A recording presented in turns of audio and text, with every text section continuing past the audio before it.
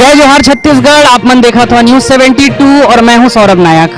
आज हमारे साथ विशेष चर्चा में जुड़ेंगे आकाश तिवारी जी, जो पार्षद है रायपुर नगर निगम में और MIC मेंबर भी हैं। काफी युवा पार्षद हैं और जनहित के मुद्दों को लेकर हमेशा सड़क की लड़ाई लड़ते दिखाई देते हैं। सबसे पहले आकाश तिवारी जी, आपका स्वागत है हमारे चैनल न्यूज 72 में। आकाश जी, आपकी बहुत अच्छी पर्सनालिटी है। हाइट हेल्थ देखकर आपको तो बॉलीवुड में हीरो होना था, आपने राजनीति को चुना।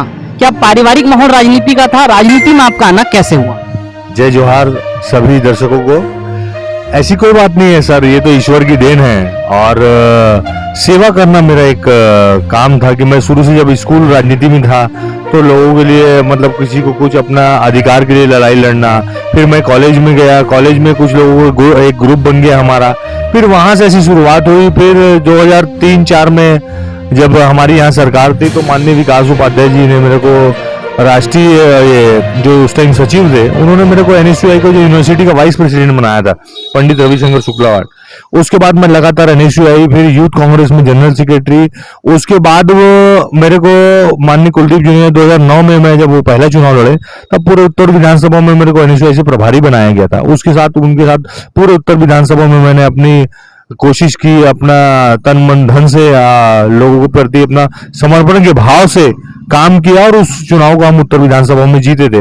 उसके बाद लगातार इस विधानसभा में और रायपुर में उसके बाद जो मेयर चुनाव हुआ जिसमें माननीय किरणमयी नायक जी लड़ी थी, उसमें भी मैंने काफी सक्रियता से काम किया था। इसका ही परिणाम था कि मुझे 2013-14 में सिविल लाइन ब्लॉक का कार्यकारी अध्यक्ष बनाया गया था। उसके बाद पार्टी ने मुझको 2019 में पार्षद का टिकट पंडित रविशंकर शुक्लावाड़ से दिया और यहाँ के जनमानस का आशीर्वाद है कि आज मैं यहाँ का पार्षद हूँ और रायपुर नगर निगम में संस्कृति विभाग का अध्यक्ष हूँ। आकाश जी, आप रायपुर उत्तर विधानसभा में काफी सक्रिय रहे हैं। धरना प्रदर्शन आंदोलन काफी सक्रिय रूप से आपने किया है और शंकर नगर वार्ड की ही बात करते हैं तो शमशान घाट के मामले को लेकर आपने काफी बड़ा उग्र प्रदर्शन किया था। भाजपा नेताओं के नाक में आपने दम करके रख दिया था। क्या था वो प्रदर्शन, थोड़ा उसको हमारे साथ साझा कीजिए। मैं आपको बताता हूँ, उस टाइम वर्तमान में किरणमयी नायक जी रायपुर नगर निगम की महापौर थी और वहां का जो सीमांकन था, शंकर नगर जो शमशान घाट बना है, वो सीमांकन को लेकर मेरी आपत्ति थी। उसके सौंदर्यीकरण में जो उस टाइम लगभग 40-1 लाख रुपए की स्वीकृति हुई थी, उसमें कुछ मेरे को भ्रष्टाचार की बू आ रही थी, जिसको लेकर मैंने प्रदर्शन किया था और उस पूरे मामले की फिर जांच हुई और वहां पे आप देखेंगे उसके बाद जो काम हुआ वो देखने लायक काम हुआ। और मैं जैसे ही पार्षद बना फिर वहां पे गया था, मैंने जोन कमिश्नर के साथ वहां दौरा करके वहां पे लाइट की व्यवस्था नहीं थी तो मैंने तत्काल उसमें 12 लाइट लगवाई थी। अभी मतलब 2 साल पहले की बात आपको बता रहा हूँ, कोविड के जो कोविड के टाइम की बात बता रहा हूँ।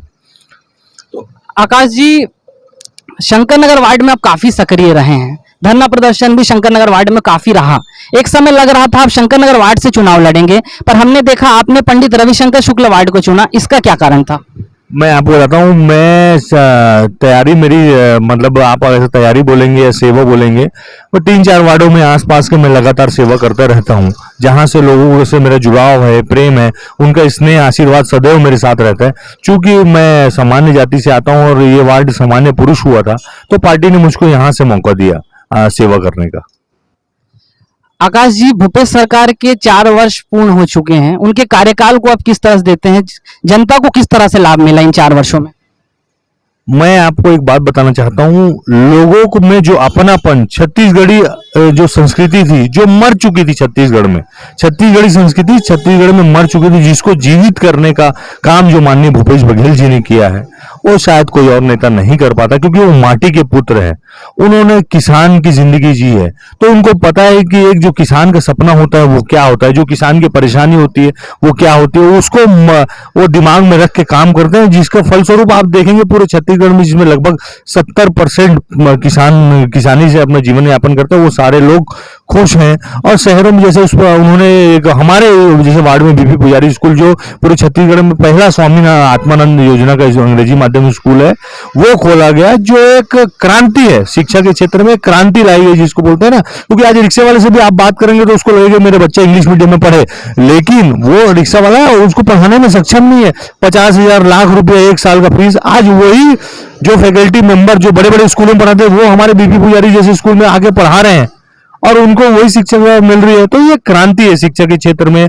किसानों को जिस प्रकार का बोनस दिया गया, गोबर दिया गया, गोधन न्याय योजना, ऐसी कई सारी योजनाएं जो जमीन से जुड़ी हुई, जिसका फायदा डायरेक्ट लोगों को मिल रहा है, ये उनका एक बहुत बड़ा उपलब्धि है माननीय भूपेश बघेल जी का।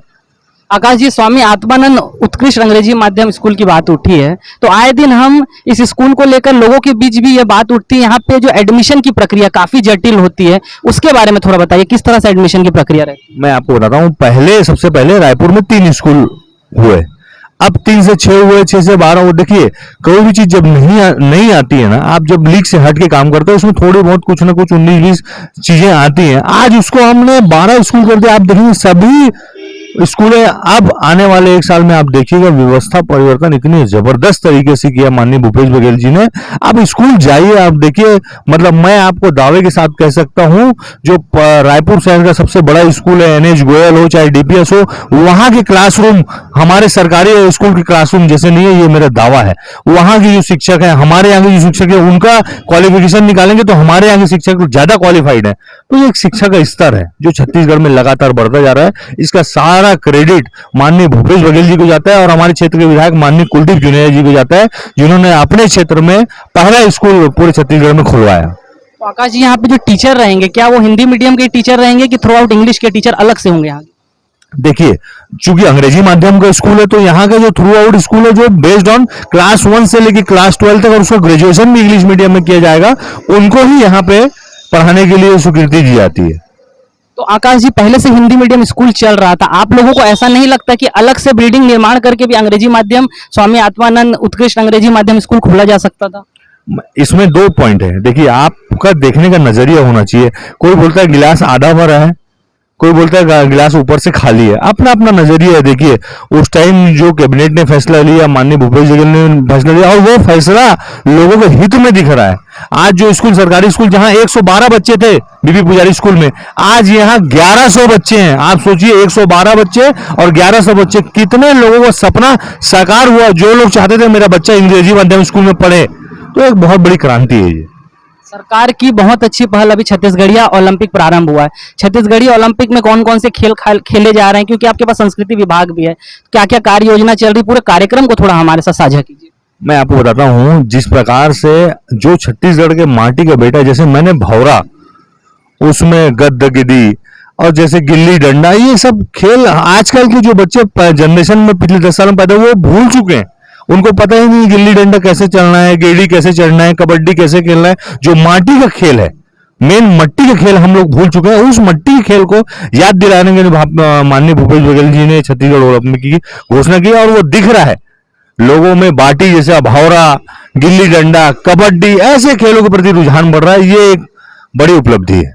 तो आकाश जी, जैसे हम ओलंपिक के बारे में सोचते हैं तो उन्हें गोल्ड मेडल, सिल्वर मेडल से भी पुरस्कृत किया जाता है, तो यहाँ जो विजेता रहेंगे उन्हें किस माध्यम से पुरस्कृत किया जाएगा? देखिए, इसमें भी प्रोत्साहवर्धन का काम निरंतर सरकार करती है, तो इसमें भी जरूर प्रोत्साहवर्धन का काम किया जाएगा। और ये तो शुरुआत है, अभी तो बहुत लंबी पारी खेलनी है।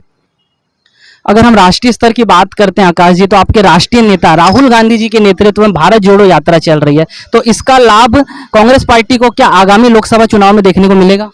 मैं इसके लाभ और नुकसान की बात नहीं करता आपसे, मैं इसकी वास्तविकता की बात करता हूँ। भारतीय जनता पार्टी को खाली क्रिटिसिज्म करना है। पूरा आप देखिए, राहुल गांधी कौन सा जूता पहना है, राहुल गांधी कौन सा टी शर्ट पहना है। आप देखिए, किसी आदमी, जो भी आदमी कन्याकुमारी से लेकर जम्मू कश्मीर तक पैदल चलने की हिम्मत है उस आदमी में, वो अपने आप में एक बड़ी शैली। आप देखिएगा, जब इस पदयात्रा की शुरुआत हुई थी, तो उसमें बहुत सारे लोग अपनी अपनी बातें रख रहे थे, यार ये फ्लॉप हो जाएगा, 10 दिन नहीं चल पाएंगे, 12 दिन नहीं चल पाएंगे, इतना नहीं हो।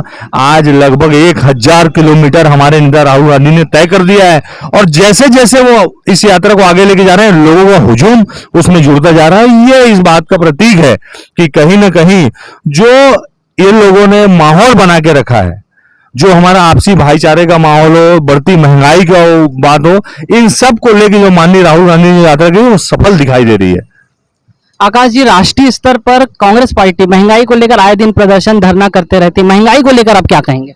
महंगाई, आप देखिए ना, नरेंद्र मोदी जी को इतना बड़ा जनाधार मिला था कि वो संविधान तक को पलट सकते थे। इतना बड़ा वो मिला था, लेकिन उसके बाद भी उन्होंने क्या किया है, अगर आप मूलभूत सुविधाओं को अगर लेके देखेंगे तो उसमें क्या किया उन्होंने ना। आप देखेंगे लोगों को दाल के रेट देख लो, आप तेल के रेट देख लो, डीजल के रेट देख लो, सारी व्यवस्था डीजल से चलती है। आप डीजल का रेट बढ़ाओगे मतलब खाद्य सामग्री का रेट बढ़ेगा, ट्रांसपोर्टेशन बढ़ेगा, तो सारी चीजें उससे वो बढ़ते जा रहा है। जब क्रूड ऑयल कम था तो इन्होंने बहुत बड़ा भाषण दिया था कि ये मेरी किस्मत है कि मेरे आने के बाद आप देखिए कि डीजल का रेट कम हो गया, लेकिन अब आज आप ये बोलिए ना ये मेरी किस्मत है जिसका पूरा भुगतान भारत देश की जनता को भुगतना पड़ेगा कि क्रूड ऑयल बढ़ रहा है तो हमको रेट बढ़ाना पड़ेगा। आप गैस सिलेंडर के बाद गैस सिलेंडर जो आम आदमी की पहुंच से बाहर हो चुका है।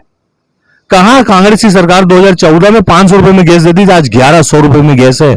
आप सोचिए, जनता खामोश है, जनता खामोश है, जनता खुश नहीं है। आपको बता रहा हूं जो आम आदमी है उसको जीवन बसर करना बहुत ही मुश्किल हो चुका है। आकाश जी, आए दिन आप हमें सड़कों पे दिखते हैं, मॉर्निंग वॉक करते हुए, लोगों के बीच हमेशा दिखते हैं। चाहे हम शंकर नगर चौक की बात करें, चाहे कटोरा तालाब चौक की बात करें, चाहे राजकुमार कॉलेज के सामने अनुपम गार्डन की बात करें, चाहे मरीन ड्राइव की बात करें, हमेशा आप लोगों के बीच दिखाई देते हैं। इतनी एनर्जी आकाश तिवारी जी आप कहाँ से लाते हैं? एनर्जी, जो ऊर्जा का संचार आपके शरीर में होता है ना, एक काम करने वाले का आदमी का ऊर्जा का संचार तभी होता है जब उसकी काम करने की जो क्षमता है वो बढ़ती है।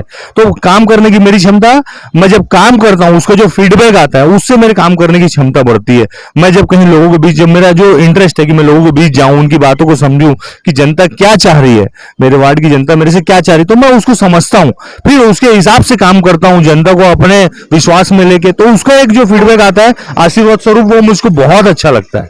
इस कारण मेरे अंदर दिन ब दिन ऊर्जा बढ़ती है और इन लोगों का प्रेम ही है जो मुझे इस काम के लिए और आगे बढ़ाता है। आकाश जी, लगभग 3 वर्ष आपको भी पार्षद बने हो गए, तो जो वार्ड में विकास के कार्य हैं, सीधा जनता को आपने लाभ दिलाया, उनको थोड़ा प्रकाश डालिए। देखिए, एक जो पार्षद होता है ना, जो लोगों की सोच होती है क्या है, इस पार्षद को अपन बोल दे नाली साफ करा दे, लाइट बना दे, सड़क बना दे, ये तो मेरे को पता था कि ये तो काम होना है। लेकिन मेरे अंदर क्या एक्स्ट्रा पोटेंशियल है या सरकार का लाभ मैं कैसे अपने वार्ड की जनता तक पहुंचा सकता हूं, उसका एक जीता जागता उदाहरण आपको दिखाता हूं। बीपी पुजारी स्कूल, जो मेरे वार्ड में पूरे छत्तीसगढ़ का पहला स्कूल है। हमर अस्पताल, जितने हमर अस्पताल बने उसमें नंबर 1 हमर अस्पताल हमारे वार्ड का राजा तालाब का है। अब सबसे अच्छा एक्सरसाइज का जो बन रहा है जिम, वो भी मेरे वार्ड में बन रहा है। ऑक्सीजन जो है वो भी मेरे वार्ड में, पहला 300 मीटर का स्मार्ट रोड वो भी हमारे वार्ड में। तो मेरा ये सौभाग्य है और इस क्षेत्र के लिए माननीय कुलदीप जुनेजा जी का भी बहुत बड़ा योगदान है कि उनका आशीर्वाद सदैव मेरे साथ रहता है, जिनके आशीर्वाद से मैं वार्ड का विकास दिनों दिन रात दुगनी और रात चौगुनी करने की कोशिश करती है और कुछ ना कुछ नया करने के लिए मेरे को प्रेरणा मिलती है। 2023 का चुनाव आकाश जी काफी समीप है, क्या लगता है आपको, जनता का विश्वास जीतने में कांग्रेस पार्टी फिर से कामयाब होगी और सत्ता में वापसी करेगी कांग्रेस पार्टी? देखिए, मैं तो कांग्रेस पार्टी का एक छोटा सा सिपाही हूं, तो मेरे को तो लगता है यही। लेकिन आपको बता रहा हूं, जो जनता है वो भी, उसका भी रुझान छत्तीसगढ़ की जनता कांग्रेस के प्रति, क्योंकि माननीय भूपेश बघेल की जो नीतियां हैं, जो योजना है, जिसका लाभ लगातार अंतिम आदमी तक पहुंच रहा है, ये सहर्ष स्वीकार किया जा रहा है। और माननीय भूपेश बघेल जी एक अपने आप को स्थापित करने वाले नेता, जो छत्तीसगढ़ में बहुत सालों बाद, युगों बाद कोई ऐसा नेता मिला जिसके पीछे हुजूम चलता है, जो जनाधार वाला नेता, वो माननीय भूपेश बघेल जी। आकाश जी, राजनीति में हर किसी का कोई ना कोई रोल मॉडल होता है, आइडल होता है, आदर्श होता है। आपके राजनीति में आदर्श कौन है? हमारे नेता माननीय राहुल गांधी जी हैं। ये थे हमारे साथ आकाश तिवारी जी, जिनसे हमने बहुत सारी बातें की, राजनीतिक, सामाजिक, उनके छात्र जीवन पर भी बात हुई। तो आगे हम फिर किसी शख्सियत से मिलाएंगे। आकाश जी, आपका बहुत बहुत धन्यवाद न्यूज़ 72 से जुड़ने के लिए। तो आगे खबरों के लिए आप देखते रहे न्यूज़ 72। मैं सौरभ नायक। जय जोहार, जय छत्तीसगढ़।